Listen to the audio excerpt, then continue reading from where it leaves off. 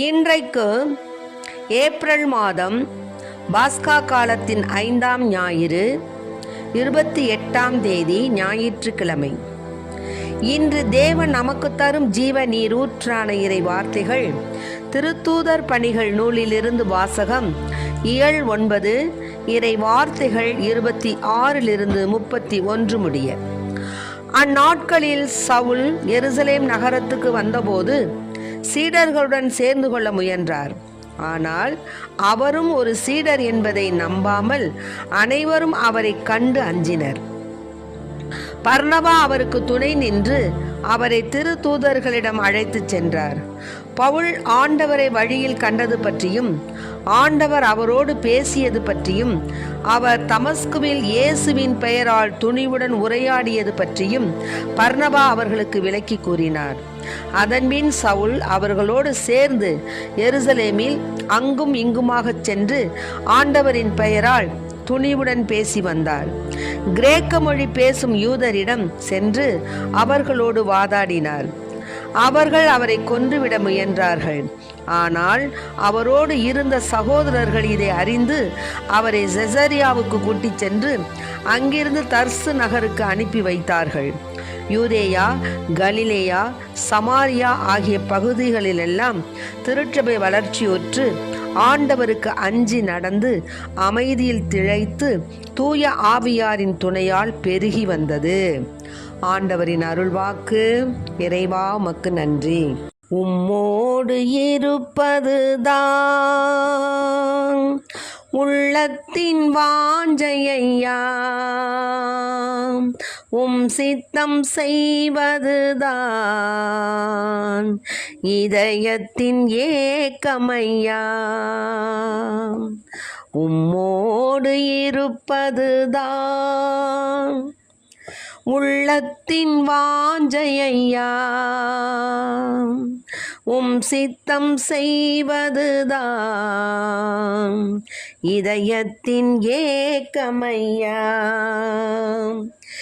ஏசையா உம்மைத்தானே கண்முன்னே நிறுத்தி உள்ளேன். ஏசையா உம்மைத்தானே கண்முன்னே நிறுத்தியுள்ளேன். எனக்காக யாவையும் செய்பவரே, செய்து முடிப்பவரே.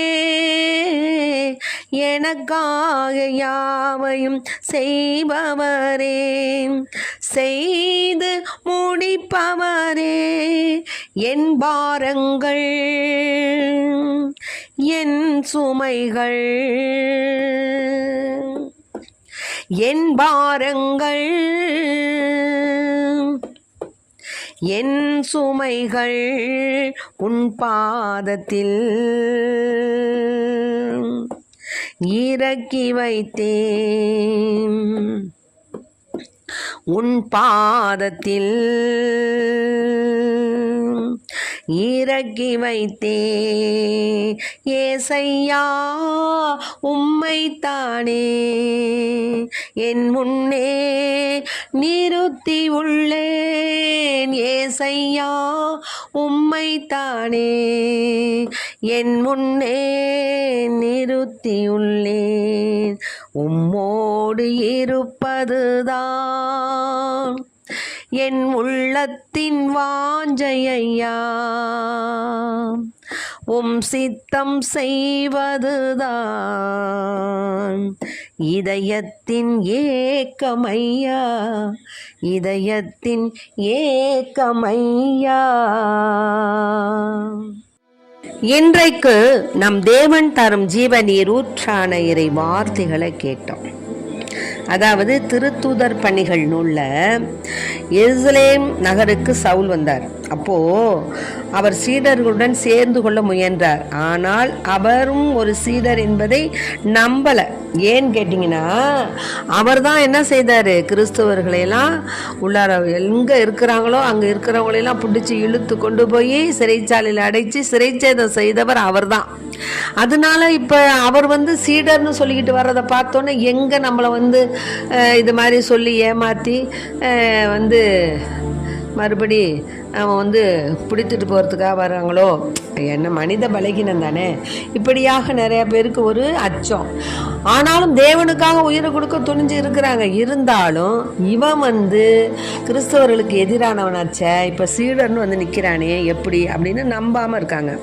அப்போ தான் பர்னபா என்ன பண்ணுறாரு, அவருக்கு துணையாக போய் திருத்தூதர்களை அழைத்து போய் சொன்னார், ஆண்டவரை வழியில் சவுல் பார்த்தது, பவுலா மாறினது, ஆண்டவரோடு பேசியது, ஆண்டவர் அவரோடு பேசியது, அப்புறம் தமஸ்குவில் இயேசுவின் பெயரால் அவர் எப்படி துணிவுடன் உரையாற்றினார், அப்புறம் எல்லாவற்றையும் பர்னபா அவர்களுக்கு விளக்கி சொன்ன உடனே சவுல் அவர்களோடு சேர்ந்து எருசலேமில் அங்கும் இங்குமாக சென்று ஆண்டவருடைய பெயரால் துணிவுடன் பேசி வந்தார். அவர் என்ன செஞ்சாரு, கிரேக்க மொழி பேசும் யூதரிடம் சென்று அவர்களோடு வாதாடினார். பாருங்களேன், எப்படி மாத்திட்டார் பாருங்களேன். மூளைக்கல்லே முதல் கல்லாயிற்றுன்னு சொல்லுவாங்க இல்லையா. அதனால நம்ம யாரையும் அற்பமா நினைக்க கூடாது. ஆண்டவருடைய சன்னதியில ஆண்டவர் உருவக கண்டு அவர் நேசிப்பது கிடையாது. ஆண்டவர் எல்லோரையும் நேசிக்கின்றார். ஒவ்வொருவருக்கும் ஒவ்வொரு திறமையை கொடுத்திருக்கிறாரு. இப்ப நம்மளை நாமளே ஏமாற்றி கொண்டு சோர்ந்து போகக்கூடாது. அதாவது நமக்கு ஒன்றும் இல்லையே, நம்மளால் ஒன்றும் பேச முடியலையே, நம்மளால் பாட முடியலையே, நம்மளால் பிரத்தியாரை போல் பேச முடியல, எங்கேயும் சபையில் நிற்க முடியல, அப்படிலாம் நினைக்கக்கூடாது. ஆண்டவர் ஒவ்வொருவருக்கும் ஒரு திறமையை கொடுத்துருக்கிறார். ஒருத்தர் நல்லா பரவச பேச்சு பேசலாம், ஒருத்தர் நல்லா பாடலாம், ஒருத்தர் நல்லா வரையலாம், ஒருத்தர் நல்லா திறமையாக செயல்படலாம். இதெல்லாம் ஆண்டவர் ஒவ்வொருக்கும் கொடுத்த கிஃப்ட். அதனால யாரும் இழைச்சவங்க கிடையாது. யாருமே ஒன்றுமே செயலாற்றாதவங்க கிடையாது. அவங்க ஒவ்வொருத்தருக்கும் ஒவ்வொரு செயல் திறமை ஆண்டவர் கொடுத்துருக்கிறாரு. அவங்களுடைய திறமை அவங்களுக்கே தெரியாது சில பேருக்கெல்லாம். அதனால தன்னை பற்றி தாழ்வாக நினைச்சுக்கிட்டு இருப்பாங்க. அதனால தாழ்வு நிலையில நினைத்து கொண்டு இருக்கும் நெஞ்சங்களே, நீங்க உங்களை பற்றி தாழ்வு என்ன நினைக்காதீங்க. உங்களை தேவன் மிக மிக மிக மிக உயர்வாக உயர்த்த போகிறார். ஆமென். யாரையும் நம்ம அற்பமா நினைக்க கூடாது. இவன் தானே அப்படின்னு நம்ம நினைக்க கூடாது.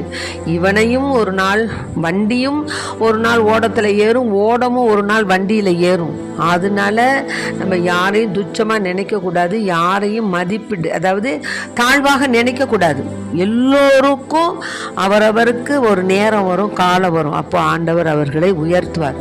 அதனால இன்னைக்கு நம்ம வறுமையுற்ற நிலையில இருக்கமே, என்று நம்மளுடைய வறுமை தீரும், நம்ம என்று நம்ம ஆண்டவருக்கு நிறைய நம்ம செய்யணும், போகணும், வரணும் அப்படின்லாம் மனசுல நினைச்சிட்டு இருப்பீங்க. நம்ம என்று நம்மளை ஆண்டவர் உயர்த்த போகிறார். நிச்சயமாக மகளே, மகனே, உனக்கும் அந்த காலம் உண்டு, கவலைப்படாது. வறுமை இன்று இருக்கும், நாளை போகும். எல்லோருமே அப்படியே இருப்பாங்கல்ல. பெரிய பெரிய பணக்காரர்கள்லாம் நீங்கள் கேட்டு பாருங்களேன். அவங்களாம் அந்த பிளாட்பாரத்தில் ஓரத்தில் இருந்தவங்க தான், டீ கடையில் வேலை செஞ்சவங்க தான். எல்லாருமே எடுத்த உடனேயே பெரிய பணக்காரவங்களா வரல.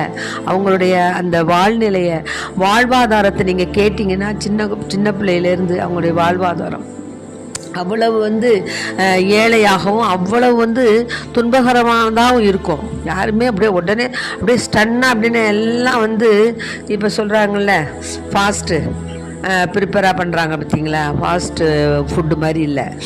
எல்லாரும் கஷ்டப்பட்டவங்க தான், எல்லாருமே கஷ்டப்பட்டு உயர்ந்தவங்க தான். அப்ரஹாம் லிங்கன் அவர் தாழ்நிலையிலிருந்து ஒரு தொழிலை செய்தவர் தான். அவரை உயர்த்தினார் ஆண்டவர். இப்படியாக யாக்கோபு இவர் எடுத்துக்குங்க, யோசேப்ப அவரும் அப்படிதான். ஆகவே ஒவ்வொருவரும் தாழ்நிலையில் இருந்தவரை தயவுடன் கடைக்கண் நோக்கினார்னு அம்மா சொன்னாங்க, பாடினாங்க பார்த்தீங்களா. அது மாதிரி அம்மாவை அவ்வளோ அற்புதமாக உயர்நிலைக்கு உயர்த்தினார் தேவன். அம்மாவை தன்னுடைய தாயாக அவருடைய உதரத்தில் தேவன் தங்கினார்னா பாருங்களேன். அவள் சின்ன அதாவது பருவ நிலையில் இருக்கும்போது ஒரு கன்னி பெண் கற்பமுற்று வந்து தேவனை பெறுவான்னு சொல்லும்போது ஆகட்டும்னு ஏற்றுக்கிட்டாங்க. அந்த காலத்துலலாம் அந்த மாதிரி ஏற்றுக்கிறதெல்லாம் பெரிய காரியம். கன்னி கருவுற்றாள்னு தெரிஞ்ச உடனே கல் எடுத்து அடிச்சிடுவாங்க. எப்படின்னு கேட்டிங்கன்னா, அவங்க வந்து அவங்க அதாவது திருமணம் ஆனவங்க பற்றி கவலை இல்லை. திருமணமாகாத ஒரு கன்னி கருவுற்றாள் என்று கேட்டால் அவள் வந்து அவங்கள வேறு மாதிரி அவங்கள ட்ரீட் பண்ணி கல்லால் எரிந்து கொள்வார்கள். அந்த காலத்து சட்டம், அந்த சம்பிரதாயம் அப்படி. அப்படிப்பட்ட சூழ்நிலையில் அம்மா ஏற்றுக்கிட்டாங்க. ஆமாம் ஆமாம். அதுபோல் நாமும் நம்மை ஆண்டவரிடம் ஒப்படைக்க வேண்டும். நமக்கு அது இல்லையே, இது இல்லையே, குரல் இல்லையே, நம்மளுக்கு பொறுமை இல்லையே, நம்மளுக்கு வந்து பணம் இல்லையே, நம்மளுக்கு புகழ் இல்லையே, நம்மளுக்கு வீரம் இல்லையே, நம்ம வந்து இப்படி சோர்ந்து போயிருக்கமே நினைக்காதீங்க. உங்களையும் ஆண்டவர் ஒரு நாள் உயர்த்துவார். ஆமேன். தக்க காலத்தில் கனிதரும் திராட்சை தோட்டமென உங்களை பூத்து குலுங்க செய்வார். ஆமேன் ஆமேன். ஆக இப்போ வந்து என்ன செஞ்சார் தர்சு?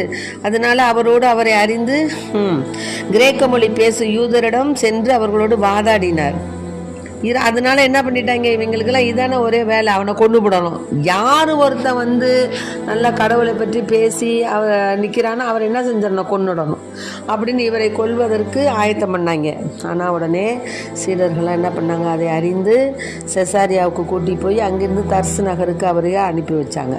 இந்த யூதேயா, கலிலேயா, சமாரியா ஆகிய பகுதிகளெல்லாம் திருச்சபை வளர்ச்சியுற்று ஆண்டவருக்கு அஞ்சி நடந்து அமைதியில் திளைத்து தூய ஆவியாரின் துணையால் பெருகி வந்தது. ஆகவே நாமும் அமைதியில் திளைத்து ஆண்டவருக்கு அஞ்சி அமைதியில் திளைத்து தூய ஆவியாரின் துணையால் நாமும் அதிக பெரிய காரியங்களை செய்ய வேண்டும். அதனால தான் நம்முடைய சொல்லிலும் பேச்சிலும் அல்ல, செயலில் உண்மையான அன்பை விளங்கச் செய்வோம் அப்படின்னு 1 யோவான் திருமுகத்திலேருந்து சொல்கிறார். 3:18 24 வசனங்கள். அதில் என்ன சொல்கிறாருன்னா, பிள்ளைகளே, நாம் சொல்லிலும் பேச்சிலும் அல்ல, செயலில் உண்மையான அன்பை விளங்கச் செய்வோம். இதனால் நாம் உண்மையை சார்ந்தவர்கள் என அறிந்து கொள்வோம். ஆமென். நம் மனச்சான்று நாம் குற்றவாளிகள் என தீர்ப்பளித்தாலும் கடவுள் திருமுன் நம் உள்ளத்தை அமைதிப்படுத்த முடியும். ஏனெனில் கடவுள் நம் மனச்சான்றை விட மேலானவர், அனைத்தையும் அறிபவர். அன்பார்ந்தவர்களே, நம் மனச்சான்று நாம் குற்றவாளிகள் என தீர்ப்பளிக்காதிருந்தால் நாம் கடவுள் திருமுன் உறுதியான நம்பிக்கை கொண்டிருக்க முடியும். அப்போ அவரிடம் நாம் எதை கேட்டாலும் பெற்றுக்கொள்வோம் ஆண்டவரிடத்துல. ஏனெனில் அவர் கட்டளைகளை கடைபிடிக்கிறோம், அவர் திருமுன் அவருக்கு உகந்தவற்றையே நம்ம செய்கிறோம். கடவுள் நமக்கு கொடுத்த கட்டளைப்படி அவருடைய மகன் இயேசு கிறிஸ்துவின் நம்பிக்கை கொண்டு நாம் ஒருவர் மற்றவருடைய அன்பு செலுத்தி நாம் வாழும் பொழுது தேவன் நம்மை அணைக்கின்றார். நாம் கேட்கின்ற காரியங்களை நாம் எதை கேட்டாலும் பெற்றுக்கொள்வோம். ஆகவே கடவுளுடைய கட்டளை கடைபிடிப்போர் அவரோடு இணைந்திருக்கிறார். அப்போ யார் நம்மளோட இணைந்திருக்கிறார்? கடவுளும் நம்மளோட இணைந்திருக்கிறார். ஆக கடவுள் நம்மோடு இணைந்திருக்கிறார் என்பதை அவர் நமக்கு அருளிய தூய ஆவியால தான் நம்ம தெரிந்து கொள்கிறோம். ஆகவே நாம் கடவுளோடு ஒன்றித்திருக்கிறோம் என்பதை தூய ஆவியாரால் நாம் தெரிந்து கொள்கிறோம். ஆகவே அன்பார்ந்த பிள்ளைகளை, நாம் உண்மையான திராட்சை கொடி நானே, என் தந்தையே அதை நட்டு வளர்ப்பவர், என்னிடமுள்ள கனிகொடாத கிளைகள் அனைத்தையும் அவர் எரித்து தரித்து விடுவார், கனிதரும் அனைத்து கிளைகளையும் மிகுந்த கனி தருமாறு கழித்து விடுவார். பார்த்தீங்களா? ஆக ஏசப்பா சொன்ன வார்த்தைகளால் நாம் தூய்மை அடைகிறோம். அவரோடு இணைந்து இருப்பது போல, தேவனோடு அவர் இணைந்து இருப்பது போல நாமும் என்ன செய்யணும்? அவரோடு இணைந்து இருக்கணும். கிளைகள் திராட்சை கொடியோடு இணைந்து இருந்தாலன்றி கனி தர முடியுமா? முடியாது. அதுபோல நீங்களும் என்னோடு இணைந்திருந்தால் அன்றி கனி தர இயலாது. ஆகவே திராட்சை கொடி தேவன், அவருடைய கிளைகள் நாம். ஒருவர் என்னுடனும் நான் அவருடனும் இணைந்திருந்தால் அவர் மிகுந்த கனி தருவார். ஆகவே நாம் மிகுந்த கனி தரும் பொருட்டு அவரை விட்டு பிரியாமல் அவரோடு ஒன்றித்து வாழ இறைவனை மன்றாடுவோம், இறைவனில் மகிழ்வோம், இறைவனிடம் இத்தகைய வரங்களை கேட்போம். ஆமென். Praise the lord. மரியே வாழ்க.